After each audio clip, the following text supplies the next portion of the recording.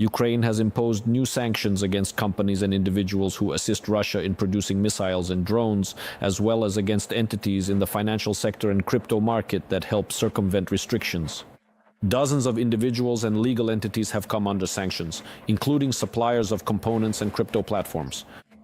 Some of these sanctions are planned to be included in the 20th package of sanction restrictions by the European Union. Now, we will delve into this complex crypto topic, including crypto sanctions. Oleh Pendzyn is with us live. He's a member of the Economic Discussion Club. Greetings to you, Mr. Oleh. Yes, greetings to you as well. Up until today, I have repeatedly heard about these loopholes, crypto loopholes, that Russia uses to keep money there and somehow receive it. So, am I right in understanding that with our progress and with the 20th in the package, there's also a separate section about crypto, about the financial sector? What about these loopholes? Are they being closed off? Are they being completely shut down? What is happening? What will happen? They are, as a rule, of a personal nature. That is, wherever specific wallets, specific exchanges, or specific crypto market participants are identified as being involved in financing the military-industrial complex of the Russian Federation, the measures are applied directly to them. Both individuals and legal entities are subject to the corresponding sanctions restrictions. In general, it is impossible to ban the crypto market entirely because it operates under somewhat different rules. But personal sanctions against specific market participants who help Russians circumvent sanctions restrictions, those are absolutely real.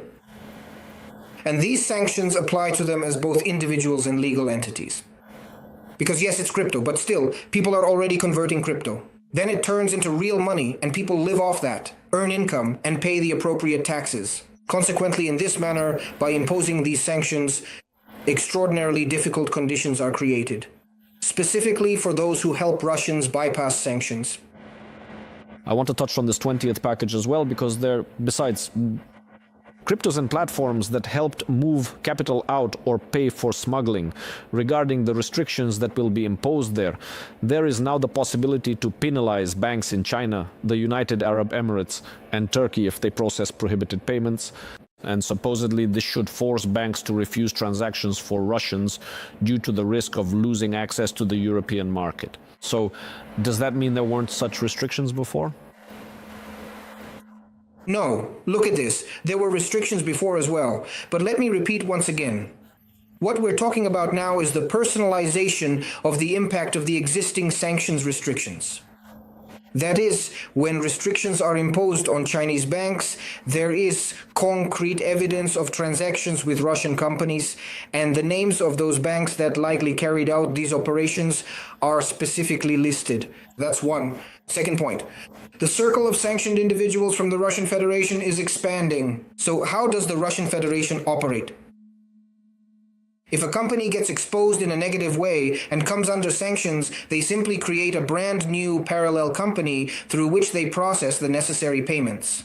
And this new company exists only until it too comes under sanctions. So the broader the circle of sanctioned entities, the less likely it is that the Russians will be able to quickly send the necessary payments.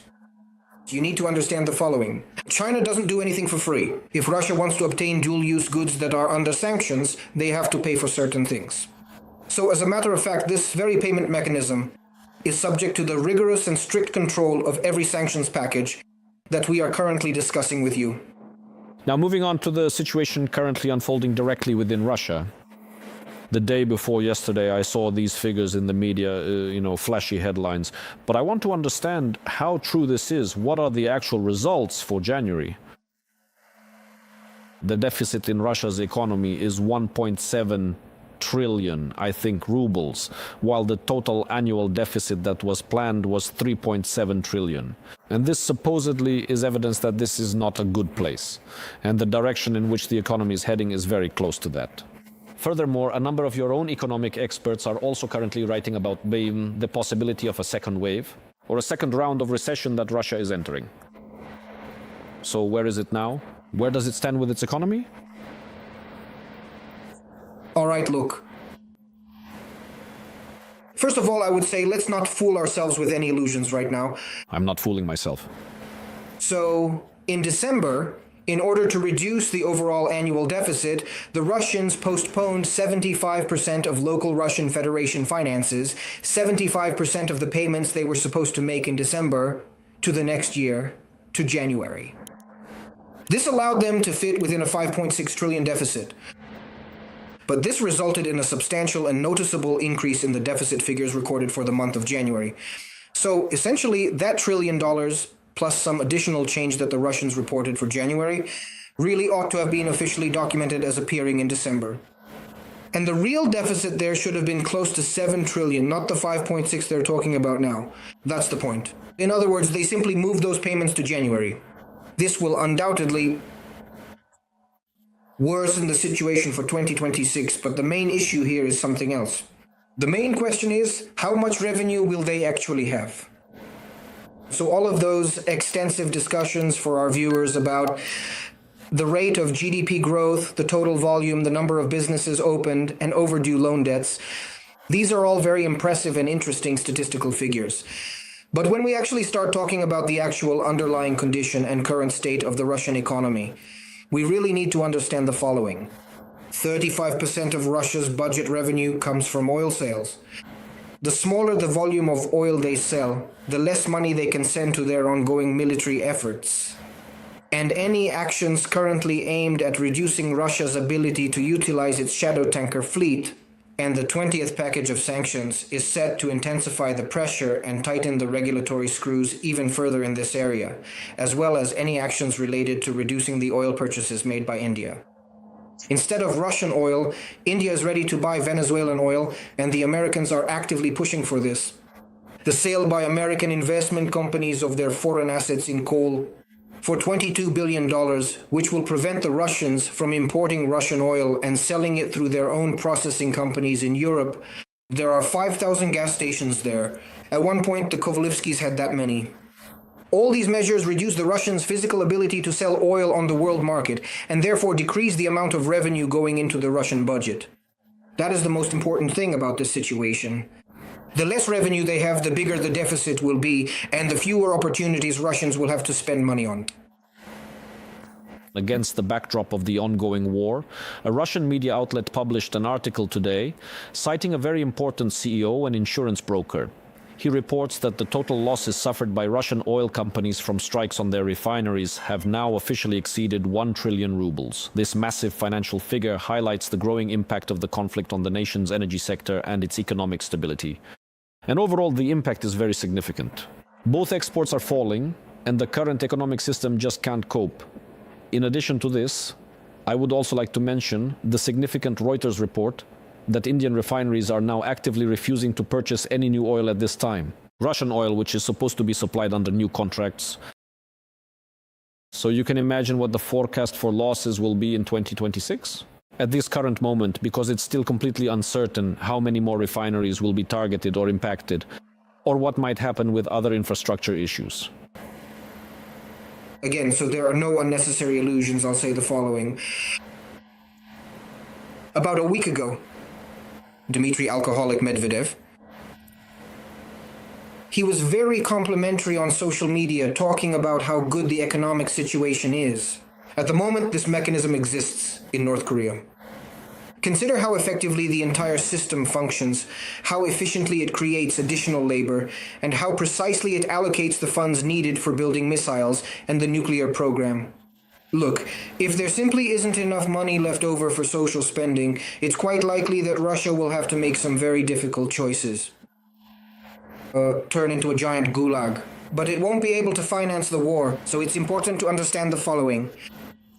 The only mechanism currently available to protect Ukraine from the aggressor is the strength and capabilities of the Ukrainian armed forces. It's probably not worth expecting any major dramatic events in the Russian Federation in an ordinary year. Yes, they will become even more like North Korea. Yes, they will introduce labor armies. Yes, people will be imprisoned for every little thing. But because of that, Russia will not spend less money on the war. It's not like in that joke. Dad, will you drink less? No, you will eat less. That's actually the very scenario that Russia might well face in 2026. And as for us, regarding funding in 2026, money for the economy, for financing the army.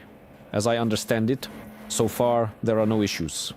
Everything is covered. 90 billion euros. We were given that for 2 years. The remaining credit is 50 billion, and of what we received in 2024, $26 billion is still there. Work with the International Monetary Fund continues. There are a number of specific and concerning issues related to the memorandum. It appears that not every detail within the document is as transparent as we would like. There are significant and deeply troubling problems there, including, but certainly not limited to, very unpopular decisions within the country, but these are working matters. Overall, we see our partners' willingness to continue financing Ukraine to help us wage war against the aggressor. Thank you, Mr. Oleh, for these clarifications and for taking the time to join our broadcast. Oleh Pendzyn, a member of the Economic Discussion Club, was live with us via video link from our studio. We are kicking off the new season of the program Your Money with detailed economic forecasts from highly regarded experts for 2026. What awaits the Russian economy in the upcoming year? A significant drop in oil prices, the imposition of harsh new sanctions from the United States, and record-breaking military spending. All of this will trigger a chain reaction, threatening the Kremlin with a banking crisis, defaults, and a breakdown of the consumer market. Putin's Russia is entering a zone of turbulence from which, just imagine, it may not make it out. The evidence is coming up next. Thousands of citizens of the aggressor country rang in the new year 2026 in total cold and without water. In the village of Atamanovka in the Zabaykalsky region, 3,000 people lived without heating for almost a week in minus 20-degree frost. In addition to the heating main breakdown, pipes with cold water are constantly bursting there. And it's like this all over Russia. A major utility accident in the Krasnodar region. Over 43,000 people were left without heat, water and electricity. Belorechensky is completely cut off. The accidents there started back on the evening of December 30th. Electricity appeared on some streets only the day before, but there is still no heat or hot water either in the city or in the Belorechensk district. And that's just in the first month of the heating season. By mid-December, 123 cases of large-scale heating outages in residential buildings were recorded in Russia. Such widespread man-made emergencies reveal the real state of the Russian economy. This is a snapshot of what is happening and will continue to happen to Russia's economy. The nose breaks off and crashes to the ground along with the pilots. Many industries are in decline, showing just how bad things are in Russia. But utility accidents hit the population especially hard. These disasters are not just unexpected cold weather surprises, but the logical result of a severely deficit-ridden budget. Putin doesn't care how many dozens or hundreds of Russians are freezing. He spends all the money on the war. That's why regional authorities are cutting spending on utilities, which means less money for network repairs. Networks that, according to official data, are 40 to 80% worn out in the regions. But things won't get any better. There will be a huge deficit. When we examine the current financial plan, we can clearly see that all of these specific expenses are well within the allocated budget. This will continue into the next year as well. Ale, the national budget deficit will likely be around 6 to 8 trillion rubles, rather than the 3 to 8 trillion as you have currently planned. The Kremlin has already built a guaranteed hole into the treasury. It's all due to the enormous war expenses and the clearly overestimated price of Russian oil. The Russian Federation's budget is based on an average annual oil price of $59 per barrel. So, in other words, it's a completely unrealistic figure. Today, the actual price of euros is 50. The actual price of euros is 50. But that's the spot price for euros at 50. That is, the contract price for euros is even lower. Do you see what the problem is? The problem is that there are simply no other sources at this time. Russian officials are now openly admitting that instead of 45% of the Russian budget being funded by oil and gas revenues this year, it will actually be only 27%. The Central Bank of Russia has already warned that without an increase in oil prices, the budget will have to be cut. If in 2026 Russian oil remains at current levels, the authorities will have to revise what was laid out in the budget. $59 per barrel, which means expenses will have to be reduced. Analysts are certain that the price of Russian oil will not only fail to stay at its current level, but will continue to fall. This is a global trend, and even the most serious international upheavals have not affected it. Neither the political tension, to put it mildly, in Venezuela that preceded Maduro's overthrow, nor the widespread protests in Iran, which are said to foreshadow the possible imminent collapse of the Ayatollah's regime, have had any noticeable impact on the situation. The price situation on the global oil market is very interesting. Prices kept falling. Except for low oil revenues, experts are warning about a banking crisis. Non-payments are rising, companies are taking on more loans, while the economy is declining. One morning, someone woke up, rubbed their eyes and said, "Oh, we've just discovered that the Russian banking system has a staggering 10 trillion in bad debts." As they put it, this is not a banner for the banking system. Interestingly, this is already the second year, says the Center for Macroeconomic Analysis and Short-Term Forecasting, which has always predicted a crisis in Russia in 2025. But the government has managed to contain this crisis, apparently by secretly injecting money into the capital of the largest state-owned banks. Now the center is analyzing again, and they are once again saying that by September 2026, there will be an acute banking crisis. Therefore, as they say, banks won't be able to cover everything, solve everything, or resolve the entire problem in the economy. Russian citizens themselves are facing new levels of inflation. Russia is preparing for a sharp increase in electronics prices. Sellers are warning that in 2026, smartphones will become 10 to 12% more expensive and laptops will go up by 20 to 30%. The reason for the price increase is the introduction of a technological levy on top of the VAT hike. As I mentioned, inflation will intensify and we still don't really understand by how much. Right now, I'm starting to collect reports about possible price increases next year. Some fragmented reports are coming in, but they're quite alarming. People from the alcohol market are telling me that in the first quarter, prices will jump by as much as 15% at once. Then there's information that the industry is preparing to raise prices by up to 30% for many types of goods. Then there's information coming in from a telecom operator about the proposal to raise the VAT rate and other related issues. They're also planning to raise the price of junk almost up to 15%. Russia greeted 2026 in misery. In the cold, without water or electricity, widespread utility failures only highlight the crisis. The budget is in deficit, oil revenues are falling, military spending is rising, banks are accumulating bad loans, and prices are hitting the population hard. It seems that 2026 will be the year of economic collapse for the aggressor country.